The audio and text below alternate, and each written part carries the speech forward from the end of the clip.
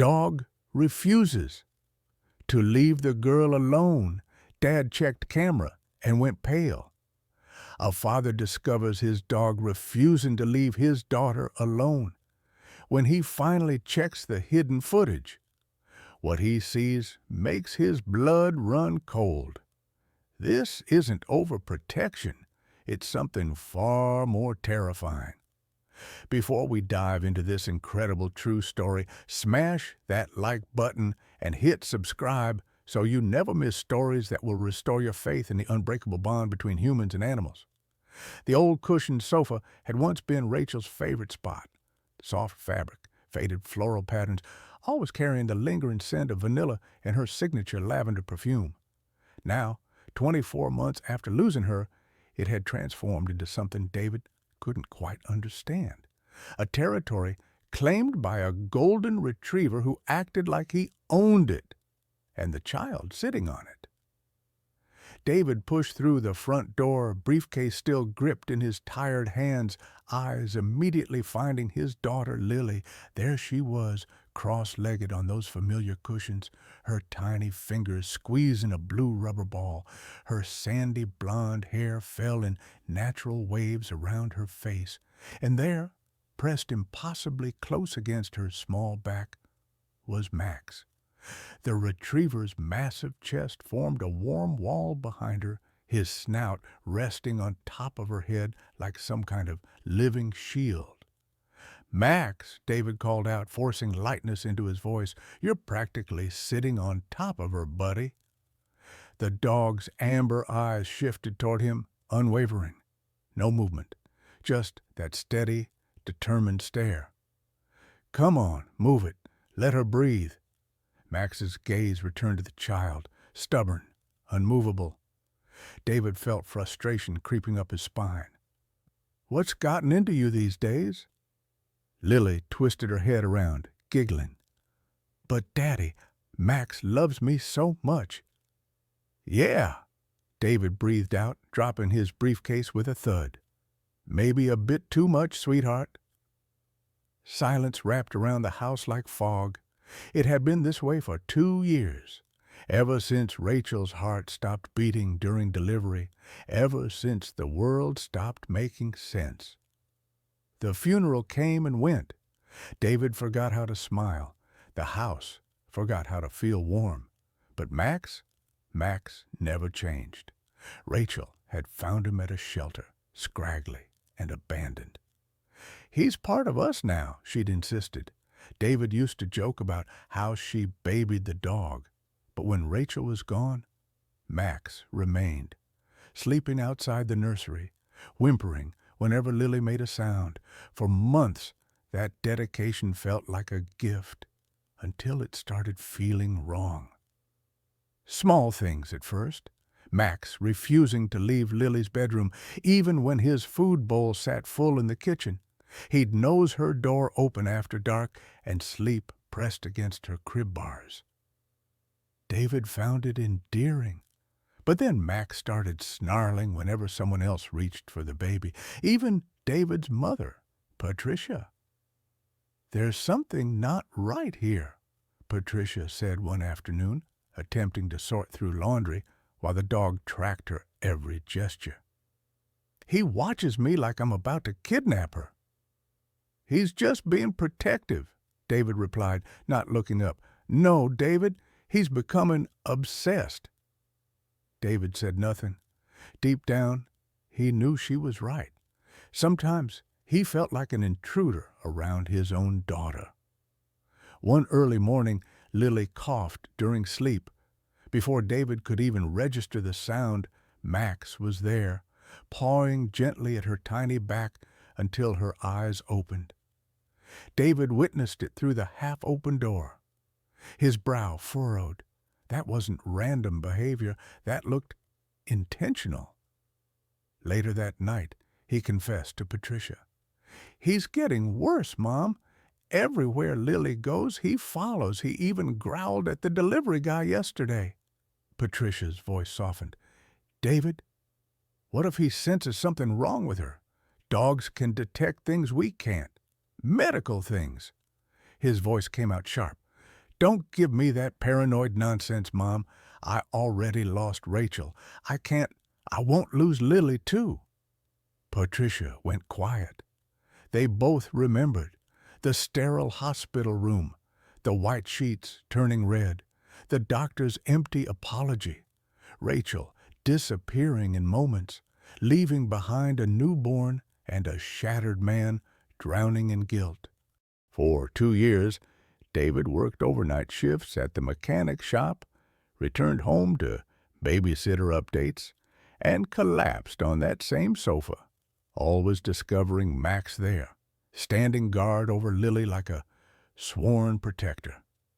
But recently, Max's loyalty had crossed into rebellion. That Friday afternoon, Patricia tried taking Lily to the playground. She lifted the toddler from the couch, and Max exploded forward, barking viciously, not attacking, but blocking. Lily shrieked. Patricia stumbled backward. David came running. Max, get away from her, now. The dog stood frozen, chest rising and falling rapidly. I said now. Max lowered his head, ears flattened, but his paws didn't budge. David seized his collar and yanked him toward the porch. You pull that stunt again? You're out of this house. You understand me? From the couch came Lily's broken sobs. No, Daddy! Max good! Max good! David's anger crumbled into exhaustion.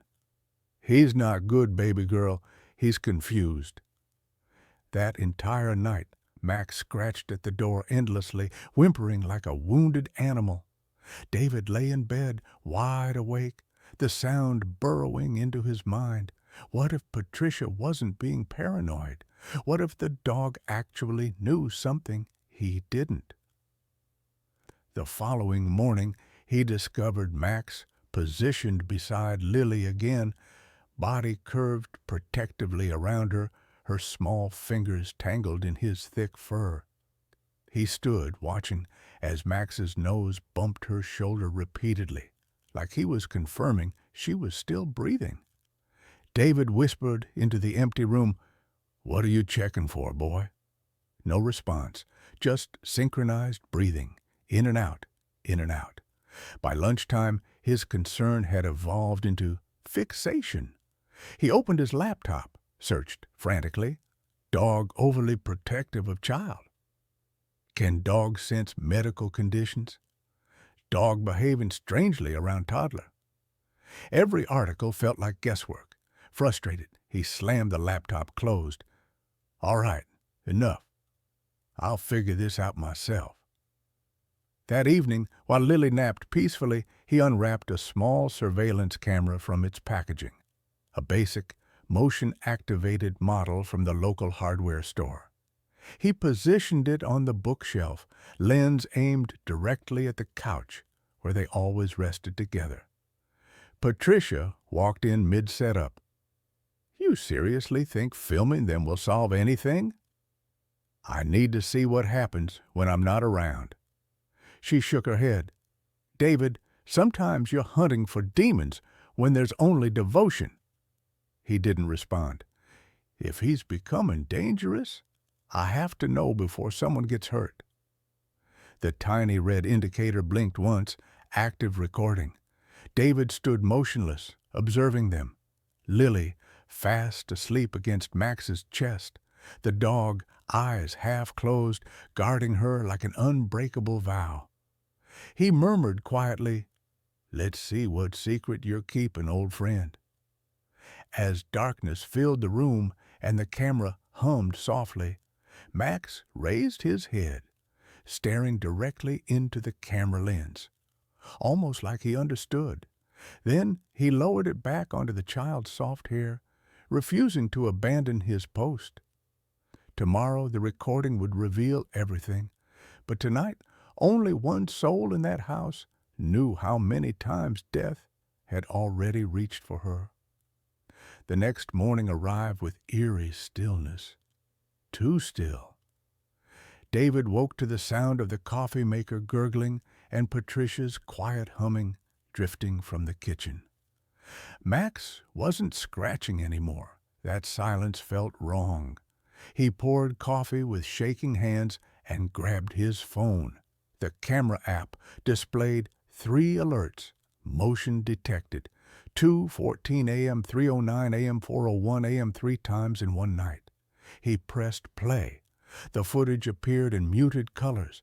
The couch bathed in streetlight shadows. Lily sleeping on her side, a tiny figure beneath her blanket. Max lay curled behind her as usual. For 60 seconds, nothing happened. Then Lily shifted. Her breathing turned shallow. A faint whimper escaped her lips. Max's head snapped upward. He nudged her shoulder once, twice. She didn't move.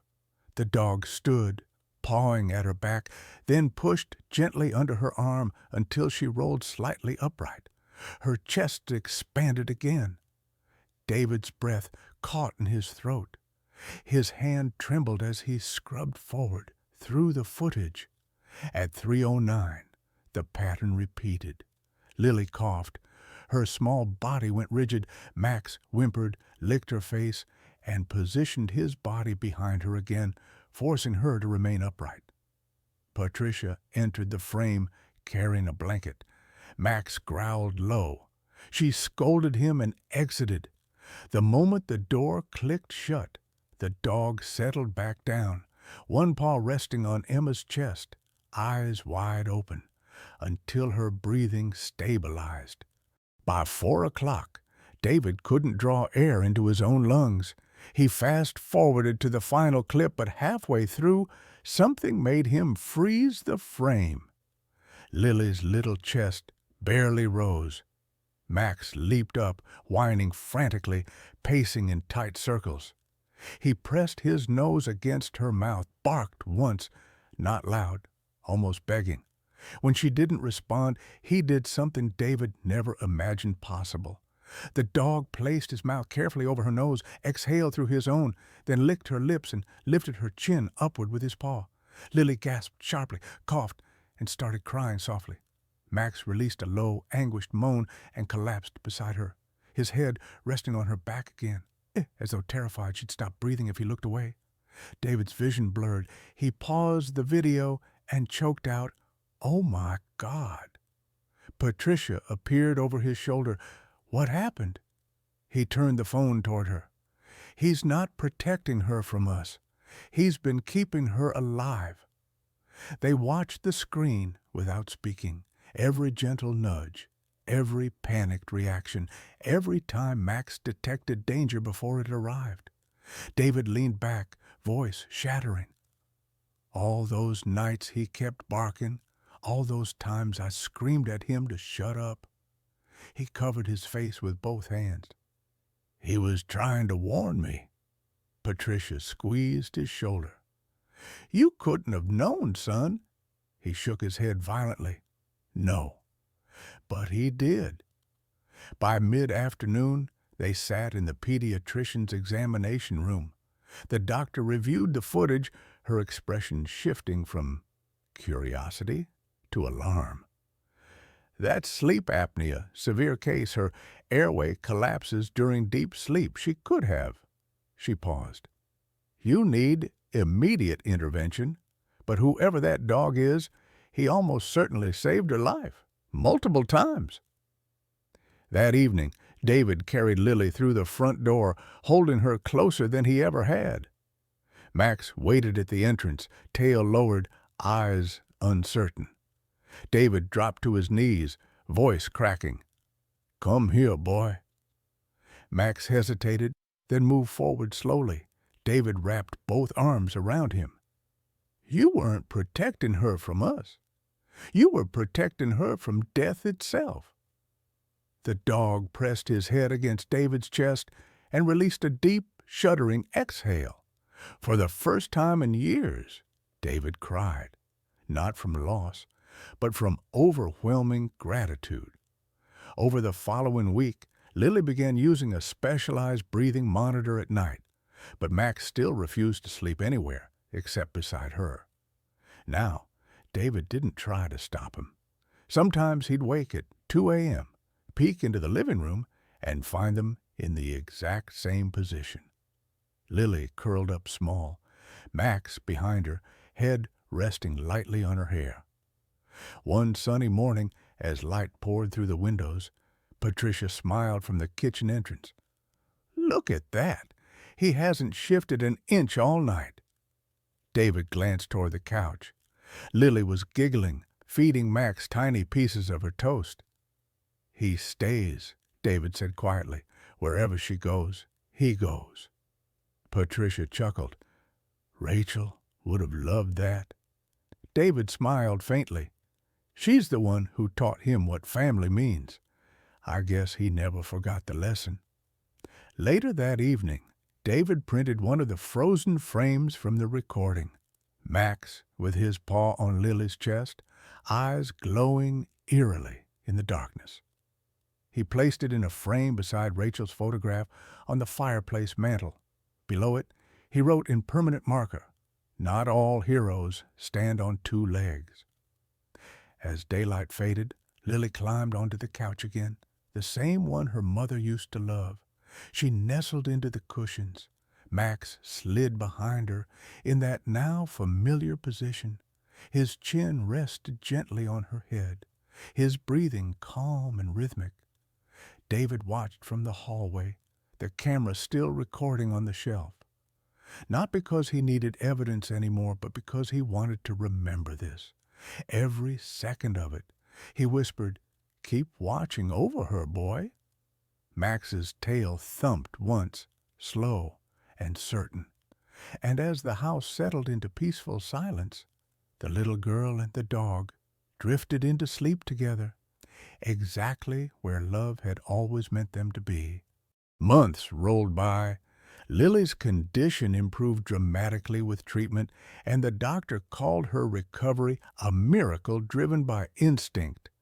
David knew the truth. It wasn't instinct. It was devotion. It was love, refusing to let go. Max grew older. His muzzle turned silver, but his habits never wavered.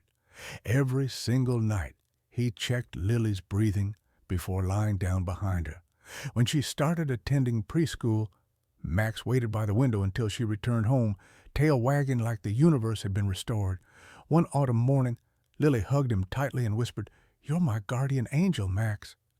David stood in the doorway, tears streaming down his face, suddenly understanding that Rachel's love had never truly left their home. It had simply found a new guardian, a silent protector with 4 paws and a heart bigger than the world. Sometimes, love doesn't announce itself, doesn't demand attention. It just breathes quietly beside you, watching, protecting, until you're strong enough to stand on your own.